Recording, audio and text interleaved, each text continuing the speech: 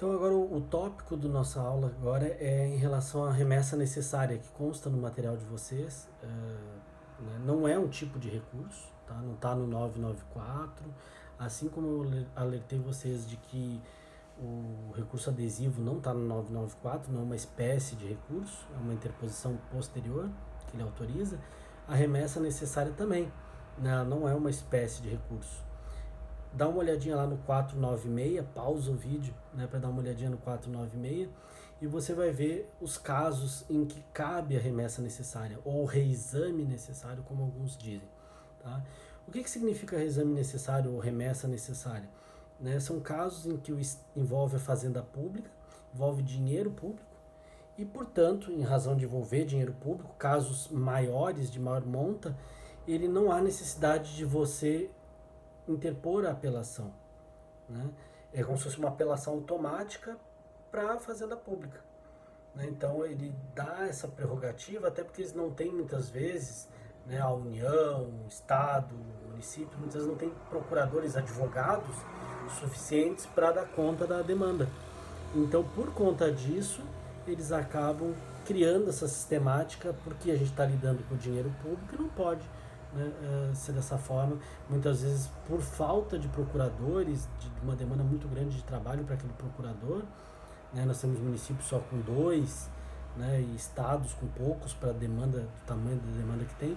Então, para esses casos, para ficar tranquilo e não ter problemas com o dinheiro público, eles criaram a remessa necessária, né, que não é considerado recurso, como está no material de vocês, né, e não tem, por exemplo, previsão, né, não tem taxatividade, porque não está previsto no 994, né, e em relação a prazo, preparo, não existe, até porque eles gozam de isenção. E a questão é, depois que é proferida a sentença, por exemplo, a fazenda pública, vamos pegar, por exemplo, um estado que foi condenado, nos casos em que cabe a remessa necessária, eles vão esperar o prazo de 15 dias. Olha, não recorreram, o procurador não recorreu. Mas é caso de reexame necessário, a gente vai ver quais são os casos ali que cabe o reexame necessário. E vamos supor que eles não tenham recorrido, por se tratar de dinheiro público, ele remete igual ao tribunal, como se fosse automaticamente uma apelação. Não é porque ele não recorreu que não vai ter um duplo grau de jurisdição. Então vocês vão olhar ali no 496, diz, está sujeito ao duplo grau de jurisdição, não produzindo efeito senão depois de confirmada pelo tribunal a sentença. E aí ele fala, proferida contra a União, estados, municípios, autarquias e fundação de direito público, que julgar procedentes no todo empate, embargos à execução fiscal. Então sempre é uma situação de perda, né, financeira para o Estado. Então você vai olhar ali no 496, né, nas situações em que ele prevê a utilização da remessa necessária, e aí você vai ver que sempre que tiver exame necessário, são casos de maior monta que envolve dinheiro público.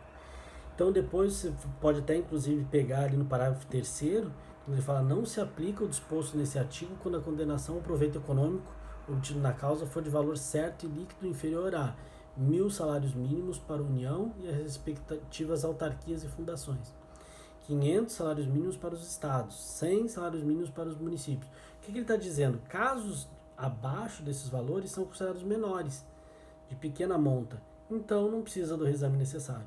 Então, acima, pegar aqui a União, acima de 1.000 salários mínimos, uma condenação por um erro médico no hospital público, como é, né, de gestão da União, como é o hospital universitário, hospital da UFSC, se tiver uma condenação ali por erro médico, vai ser condenada a União. Se for acima de 1.000 salários mínimos, vai estar sujeito ao reexame necessário. Abaixo disso, não. Aí eles criaram um filtro também para dizer, não, nesses casos o procurador tem que recorrer, tem que apelar. Tá? Mas acima disso, o valor é muito alto, está envolvendo dinheiro público, então vai automático lá para cima.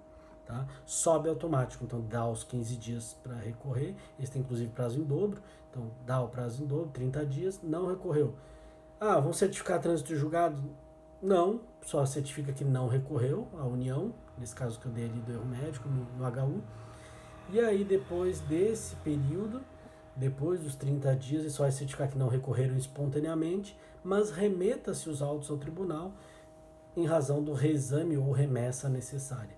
Então a lei obriga para essas hipóteses, é um benefício para os entes públicos, para a fazenda pública, diante de condenação alta, diante de uma situação que precisa, né, de uma avaliação, pelo menos um duplo grau de jurisdição.